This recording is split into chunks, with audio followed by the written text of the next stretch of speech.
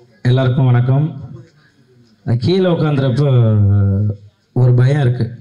ஏன்னா இந்த ஆடியோ லான்ச்லாம் வந்தால் என்ன பேசுவோம், என்ன நம்ம பேச போகிறோம் நமக்குள்ளே தெரியாமல் கடன்னு பேசுகிறோம். அது யூடியூப்பில் வர்றப்போ தான் பக்கு இருக்கும். இதையா நம்ம பேசணும், ஐயோ அப்படின்ட்டு கீழே கமெண்ட்ஸ்லாம் அப்படி அடிப்பாங்க. இப்போ இந்த படத்தில் பார்க்குறப்ப எனக்கு இப்போது விஜய் டிவி புகழணுன்னா பாதி தூரம் வந்துட்டு அப்புறம் செல்லுமணி சார் தான் தம்பி ஒன்றும் இல்லைப்பா கோதண்டன்றாங்க. இப்போ அடுத்து விஜய் டிவி புகழ் வினோத்ன்றதுக்குள்ள நான் பாதி தூரம் நிறைய இடத்துல அவார்டு வாங்க போகிறப்பையும் அதே சார் நடந்திருக்கு. விஜய் டிவி புகழ்னா பாதி தூரம் போயிட்டு ஸ்டேஜ்லாம் தொட்டு கும்பிடுவோம், என்னை தாண்டி ஒருத்தர் மேலே போயிட்டு இருப்பாங்க. விஜய் டிவி புகழ் தீனா அப்படின்வாங்க. ஓகே, அந்த மாதிரிலாம் நடந்திருக்கு. ஸோ எனக்கு அதை தாண்டி தேசிய ராஜா 2ல் எனக்கு கண்டிப்பாக எனக்கு ஒரு நல்ல ஒரு வாழ்க்கையை கொடுத்துருக்காரு ஏழு சார். ஏன்னா நிறைய படங்கள் நான் பண்ணியிருக்கேன். ஒரு சின்ன சின்ன கேரக்டராக போவேன். என்ன புகழ் இது, குக்கு வித்து கோமாளியில் ஒரு புகழை பார்த்துருக்கோம். அப்படி விழுந்து ஒரு விஷயம் பண்ணுறீங்க. ஆனால் சினிமாவில் ஒரு அந்தளவு ஒரு இது இல்லைன்னு சொல்லியிருக்காங்க நிறையா. பட் இந்த படம் எழில் சார் எல்லாருமே சொல்கிறது தான், அவர் நம்மளை நடிக்க விட்டுருவார். நீங்கள் என்ன வேணால் பண்ணுங்கள், சூப்பராக பண்ணுங்கள், நான் பார்த்துக்கறேன்னு அவர் 2 வார்த்தை தான் அங்கேருந்து வரும். மானிட்டர் பண்ணி உட்காந்துப்பார். ஒரு ஆக்ஷன், ஒரு கட்டு, இது 2 தான் சொல்லுவார். வேறு எதுவும் அவர் சொல்ல மாட்டார். நாங்கள் மாட்டும் நடிச்சுக்கிட்டே இருப்போம். அது வேணுன்றதை பார்த்துப்பார், இல்லாத மீதி எடிட்டில் ஏதாச்சும் தூக்கிப்பார். அந்த அளவு தான் சிரிச்சுக்கிட்டே இருப்பார். அப்படி ஒரு டைரக்டர் நான் பார்த்ததில்ல. எல்லாமே சொல்லுவாங்க, திட்டுவாங்க இல்லையா, எதாவது சார் இந்த இடத்துல இதை கொஞ்சம் ஏற்றட்டுங்களா, இது வேணாம்ப்பா கொஞ்சம் நல்லா இல்லை, அவர் எது சொன்னாலும் சரி நீங்கள் போட்டுக்குங்க அப்படி சொல்லுவார். அதே போல் லேடி கெட்டப் பண்ணவனே எனக்கு ரொம்ப ஆசை. ஏன்னா லேடி கெட்ட மூலிமா தான் எனக்கு ஒரு நல்ல மேடை கிடச்சிது. ஸோ என்கிட்ட இல்லை புகழ் லேடி கெட்டப் பண்ணோம் அப்படின்னா ரொம்ப சந்தோஷம் சார், கண்டிப்பாக பண்ணுறேன் சார் அப்படின்றவேன். அதே போல் விமல் சார் நான் ஆக்சுவலாக சினிமாவுக்கு வந்ததுக்கப்புறம் நான் பழகினதில் எனக்கு ஒரு 2 பேர் டெய்லியும் பேசி மாதத்தில் ஒரு 25 நாள் 30 நாள் ஜாலியாக பேசிக்கணும் அப்படின்னா ஒன்று சசிகுமார் சார், இன்னொன்று விமல் சார். சும்மாவே ஃபோன் பண்ணி ஜாலியாக பேசுவேன். என்ன தம்பி என்ன பண்ணுறீங்க, எங்கே இருக்கீங்க, சாப்பிட்டீங்களா அப்படின்ட்டு இவரும் பேசுவார். சசிகுமார் சார் 2 பேருமே அவ்வளோ அந்த ஒரு போட்டி பொறாமை எதுவுமே கிடையாது. யார் வந்தாலும் சரி அவங்க கூட ஜாலியாக பழகக்கூடிய ஒரு அந்த அளவு ஒரு அவர் கூட பழகந்து ரோபோ மாமா ஜனா ப்ரொடியூசர் சார் அன்றைக்கி ஷூட்டிங்க்கு வந்திருந்தார். என்ன போகிறார் ப்ரொடியூசர் சாரே போகிறார், என்ன விஷயம்னு கேட்டாங்க. என்னையும் ரவிமரியா சாரையும் பார்க்க வந்தாங்க. இல்லை டீசர் ஈவினிங் 6 மணிக்கு ரிலீஸ் ஆகுது, ஸோ அதான் சும்மா அப்படியே உங்களை பார்த்துட்டு சொல்லிட்டு போனேன். அப்படி ஒரு ப்ரொடியூசரை நான் பார்த்ததே கிடையாது. அங்கே ஒரு இடத்துக்கு முருகன் அண்ணனை கூப்பிட்டு பார்த்து இந்த மாதிரி ஒவ்வொருத்தவங்களையும் பார்த்து எல்லார்ட்டையும் பேசி இந்த மாதிரி படம் ரிலீஸ் ஆகுது, சூப்பர், நீங்களாம் தான் சப்போர்ட் எல்லாமே இருக்கணும்னு சொல்லிட்டு ஒருத்தராக சின்ன ஒரு ஆர்டிஸ்ட்டாக இருந்தால் கூட அதை சொல்லிட்டு போகிறது. Producer sir thank you so much sir. சொன்ன மாதிரி அந்த ப்ரொமோஷன்லாம் போயிட்டு இருந்தப்போ எல்லாருக்கும் சாப்பாடுலேருந்து எல்லாமே நீங்கள் எங்கே வேணால் சாப்பிடுங்க, அவங்க போட்டோம் காரை கொடுங்க இது பண்ணட்டும் எல்லாம் அப்படி பார்த்துக்கிட்டீங்க. Thank you so much. அதாவது ரவி சார், சாம்சன்ஸ்லாம் ஸ்கிரிப்டை வாங்கிக்கிட்டே புகழ் நீங்கள் இந்த இடத்துல இதை போடுறீங்களான்னு ஸ்கிரிப்ட் ஒர்க் பண்ணிக்கிட்டே இருப்பார்.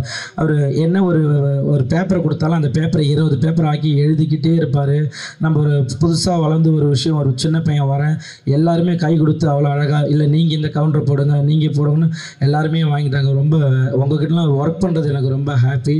தேங்க்யூ ஸோ மச் எழில் சார், உங்களை மறக்கவே மாட்டேன். ஏன்னா எல்லாருமே கேட்டுன்னு இருந்த ஒரு வார்த்தை, புகழ் நீங்கள் சினிமாவில் எப்போ காமெடி பண்ணுவீங்கன்ட்டு நிறைய கேட்டுகிட்டே இருந்தாங்க. அது எல்லாருக்கும் பதிலாக இந்த தேசிய ராஜா 2 இருக்கும்னு நான் கண்டிப்பாக நம்புகிறேன். அப்படி தான் எல்லாம் ஒர்க் பண்ணியிருக்கோம். எல்லாருமே இதில் ஒர்க் பண்ண எங்களுக்கு சொல்லிக் கொடுத்த அசோசியேட் டைரக்டர், அசிஸ்டன்ட் டைரக்டர். ஏன்னா ஒரு படம் வெளியில் வருது அப்படின்னா அதில் உழைக்கிறவங்க அவ்வளோ பேர். ஏன்னா நம்ம ஈஸியாக ஒரு நிழலுக்காக மரத்தை தேடி போவோம், ஆனால் அந்த மரம் வெயிலில் நிற்கிறது யாருக்குமே தெரியாது. அந்த மரம் இதில் பின்னாடி ஒர்க் பண்ண அத்தனை பேருமே இந்த படம் ஜெயிக்கணுன்ட்டு எல்லாருமே ஒர்க் பண்ணுறது. இந்த படம் ஜெயிக்கணும், யாருமே அப்பா இந்த படம் இவ்வளோப்பா, இந்த படம் ஓடக்கூடாதுன்னு யாருமே நினைக்க போகிறது கிடையாது. எல்லாருமே படம் ஓடணும், ஜெயிக்கணும், மக்கள்கிட்ட போய் சேரணும் அப்படின்னு தான் உழைக்கிறது. கண்டிப்பாக இதில் நீங்கள் கோதண்ட அண்ணா சூப்பராக சொன்னார். உண்மையிலே அதெல்லாம் ஒரு நடிகர்களாக எல்லாருமே சின்ன ஆர்டிஸ்ட்டு ஜூனியர்ஸ் யாருக்காக இருந்தாலும் அந்த வலி இருக்கும். ஏன்னா அவ்வளோ கஷ்டப்படுற ஒரு படத்துக்காக ஒரு 10 நிமிஷம் அதுக்காக இவ்வளோ தூரம் நீங்கள் மெனக்கணும்னா ஒரு படம் எடுக்கிறதுக்கு எவ்வளோ தூரம் மெனக்கணும். ஈஸியாக ஒரே வாரத்தில் படம் நல்லா இல்லை வேஸ்ட்டு அப்படின்ற வார்த்தை சொல்லிடுறீங்க. இதுக்காக ஒரு லைட்மேன் ஆகட்டும், ஒரு ப்ரொடக்ஷனில் ஒர்க் பண்ண, ஒரு தண்ணி எடுத்துகிட்டு வந்து ஓடியார் ஆகட்டும், அவங்க வீட்டில் அவங்க குழந்தைகிட்ட சொல்லுவாங்க, இந்த படத்தில் அப்பா ஒர்க் பண்ணியிருக்கேன், இந்த படத்தில் நான் தான் லைட் போட்டேன் அப்படின்னு. அவ்வளோ பேர் ஒர்க் பண்ணி ஒரு 60 நாள் 7 நாள் எடுத்து எடிட்டிங் போய் அதெல்லாம் முடித்து ஒரு படத்தை தேட்டரில் எடுத்துகிட்டு வர்றது வந்து அவ்வளோ பெரிய விஷயம். இதை ஈஸியாக சொல்லிடுறீங்க படம் நல்லா இல்லை. அண்ணன் சொன்ன மாதிரி மக்கள் போய் பாருங்கள். நீங்கள் நல்லா இல்லை, புகழ் நல்லா நடிக்கலை அப்படின்னா கண்டிப்பாக எல்லாருமே மாற்றிக்கிறோம். ஈஸியாக ஒரு சும்மா உங்களுக்கு வருமானம் வருதுன்றதுக்காக ஒரு யூடியூப்பில் டக்குன்னு இது படம் நல்லா இல்லைன்னு சொல்கிறாங்க. ஏன்னா இது அத்தனை பேரோட உழைப்பு, அவ்வளோ கஷ்டப்பட்டுருக்கோம். தேங்க்யூ ஸோ மச் எனக்கு இந்த ஒரு மேடை கொடுத்ததுக்கு. நான் இந்த மாதிரிலாம் பேசுனதே கிடையாது. நான் வருவேன் ஜாலியாக 2 பேர் டக்குன்னு மைக்கு கொடுத்தா பேசிட்டு போயிடுவேன். ஆனால் இப்படி ஒரு எமோஷனலாக பேசினது எல்லாரையும் பார்க்குறப்ப அவ்வளோ இதாக இருந்தது. ஒரு படத்துக்காக இவ்வளோ தூரம் பேசுகிறாங்க அப்படின்றப்ப சந்தோஷமாக இருக்குது. நீங்கள் எப்படி தேசிங் ராஜா 1க்கு அவ்வளோ சப்போர்ட் பண்ணிங்களோ, கண்டிப்பாக தேசிங் ராஜா 2வும் சூப்பராக இருக்கும். எல்லாருமே அவ்வளோ அழகாக ஒர்க் பண்ணியிருக்காங்க. இந்த படம் வந்து கண்டிப்பாக மாபெரும் வெற்றியடையும். எங்கெல்லாம் வாழ்த்து வந்த எல்லாருக்குமே தேங்க்யூ ஸோ மச். மீடியா ஊடக நண்பர்கள் எல்லாருக்குமே தேங்க்யூ ஸோ மச். நீங்கள் தான் இந்த ஒரு நல்ல படைப்பை நாங்கள் படைச்சிருக்கோம். நீங்கள் அதை நல்லபடியாக மக்கள்கிட்ட எடுத்துகிட்டு போய் சேர்க்கணும். Thank you so much. Thank you sir. எங்களை வந்து வாழ்த்து வந்த செல்வமணி சார், உதயா சார் எல்லாருக்குமே thank you so much. Love you. Thank you. Thank you. Through out the film நீங்கள் வந்து அந்த வாய்ஸ் மெயின்டைன் பண்ணி, அந்த கெட்டப் மெயின்டைன் பண்ணி ஒரு சூப்பரான ஒரு எஃபர்ட் கொடுத்துருக்கீங்க. டெஃபினெட்லி நீங்க நினைக்கிற மாதிரி ஒரு சூப்பர் சக்சஸ்ஃபுல்லாக மாறும். விஷிங் யூ ஆல் சக்சஸ் புகழ். ஆக்சுவலா இன்னைக்குமே அந்த வாய்ஸ் எடுக்கலாம் வந்தேன். நேற்று குக்கு தூக்கமால காலைல 5 மணிக்கு தான் விட்டாங்க. அதனால எனக்கு இந்த பொனந்தினி சார் வாய்ஸ் வந்துருச்சு. இல்லைன்னா நான் அழகா லேடிஸ் வாய்ஸ்லேயே பேசலான்னு தான் வந்தேன். Thank you so much. Thank you. Success மீட்ல பேசுங்க. கண்டிப்பாக பேசுகிறோம். அதுக்குள்ள வாய்ஸ் ரெடி பண்ணிடுறேன். Thank you so much. பேரன்புக்குரிய பெரியோர்களே, தாய்மார்களே, வாக்குரிமை பெற்ற வாக்காளர் பெருமக்களே, நாட்டை இருக்கின்ற இந்த வெளியீட்டு விழாவிற்கு வருகை தந்திருக்கும் அனைவருக்கும் அன்பு கலந்த வணக்கம். இது தேர்தலுக்காக பேசல, ஆனால் இந்த பேச்சு பேசினாவே தேர்தல் நினச்சிட்றாங்க. இதை ஏன் இங்கே சொல்கிறேன்னா, படத்தை பார்த்துட்டு ஆளுக்கு ஒரு விமர்சனம் இருக்கும். வீட்டுக்குள்ளே இருக்கிறவங்களும் பார்த்துட்டு சொல்லலாம். இந்த யூடியூபர்ஸ் தப்பாக நினச்சிக்காதீங்க, என்னடா இப்படி பேசுகிறேன்ட்டு. ஒருவேளை இது என்னுடைய ஆதங்கமாக இருக்கலாம், இல்லை இது வலியாக இருக்கலாம். அதோடைய வெளிப்பாடு தான். நீங்கள் கொஞ்சம் நினச்சி பார்த்தீங்கன்னா தெரியும். கல்யாணம் பண்ணிப்பார், வீட்டை கட்டிப்பார், படத்தை எடுத்துப்பார், ரிலீஸ் பண்ணிப்பார், அதை விட கஷ்டம் தெரியும். அதுபோல் ஒரு படத்தை ரிலீஸ் பண்ணிட்டு அப்புறம் நீங்கள் விமர்சனம் பண்ணுறீங்க, ரைட். அதுக்கு முன்னாடி உங்களுக்கு நான் ஒன்று சொல்கிறேன்.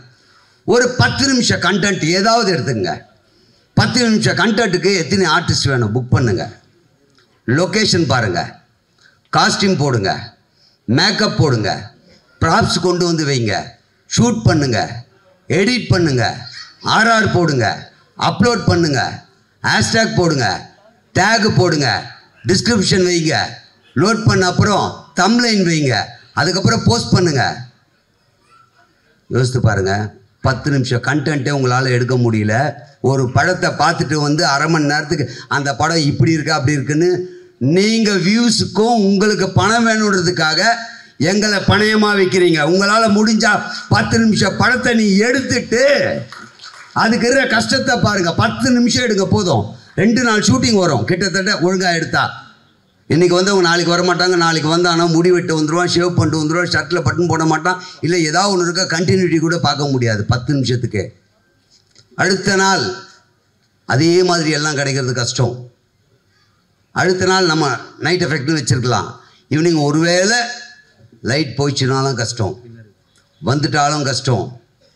அப்போ 10 நிமிஷம் கழுதை எடுக்க நம்மளால் இவ்வளோ கஷ்டப்படுறோமே. அப்போ இவ்வளோ கோடி ரூபாய் பணத்தை போட்டு இத்தனை ஆர்டிஸ்ட்டை டேட்டு வாங்கி அவங்கள கூப்பிட்டு இத்தனை டைம் 24 கிராஃப்ட்டும் ஒன்று சேர்ந்து ஒரு சீன் எடுக்கிறதுக்காக லோல் பட்டு கஷ்டப்பட்டு முன்னேறிட மாட்டோமான்ற நம்பிக்கையோட நடிகர்களும் இன்றைக்கி ஒரு பொழுது போயிடாதான்னு டெக்னீஷியனும் வேலை செஞ்சிட்ருக்கிற எங்கள் வயிற்றில் அடிக்காதீங்க, தயவு செஞ்சு சொல்கிறேன். நினச்சி பாருங்கள், உண்மையிலே சொல்கிறேன். ஏன்னா நானும் யூடியூப் வச்சிட்ருக்கேன். ஒரு 10 நிமிஷம் 5 நிமிஷம் கண்டென்ட்டுக்கு ஒருத்தர் கேட்டால் வரேன்னு சொல்லிட்டு வராமல் போயிடுவாங்க. அன்றைக்கி மீதி பேர் வந்தவங்க என்னை கேள்வி கேட்பாங்க, என்னங்க இன்றைக்கி இல்லைன்றீங்க, அவங்க வரலன்றதுக்கா. ஒரே ஒரு ஆள் வரலன்னா நாங்கள் இவ்வளோ வாங்கி கட்டிக்கிறோம். ஷூட் பண்ணும் போது ஒரே ஒரு லைட்டு கொஞ்சம் இருந்தால் கிளார் வருது, வீடியோ பார்க்க மாட்டேறாங்க. அடுத்தடுத்த சீன் கொஞ்சம் லேக் ஆச்சுன்னா தள்ளிட்டு போயிடறான். 5 நிமிஷம் 10 நிமிஷம் வீடியோவுக்கே கஷ்டப்படுறோமே, அப்போ இந்த படங்களை பற்றி தேவையில்லாமல், அதாவது நீ விமர்சனம் பண்ணுங்க, நான் வேணான்னு சொல்ல, ஆனால் எல்லாரும் பார்க்கட்டுமே, பார்த்துட்டு அவங்க விமர்சனம் சொல்லட்டும். பொதுமக்கள் விமர்சனம் சொல்லிட்டோம், நாங்கள் ஏற்றுக்கிறோம். ஏன்னா எல்லாருக்கும் ஒரு கருத்து இருக்கும். இந்த படம் பார்க்கும்போது இந்த படத்தில் எனக்கு இது கரெக்டாக இருந்தது, இது இல்லை, இது வேணும், இது நல்லா இல்லை, அவங்களுக்கு ஒரு விமர்சனம் இருக்கும். அது என்ன, நீங்கள் பார்த்துட்டு இந்த படத்துடைய முழு படத்தையும் நீங்கள் தான் ஏதோ எடுத்த மாதிரியும் இதில் தப்பு இருக்கா மாதிரியும் சொல்லும்போது சத்தியமாக அதில் பாதிக்கப்படுறது திரையுலகம் தான். தயவு செஞ்சு அதை புரிஞ்சுக்குங்க.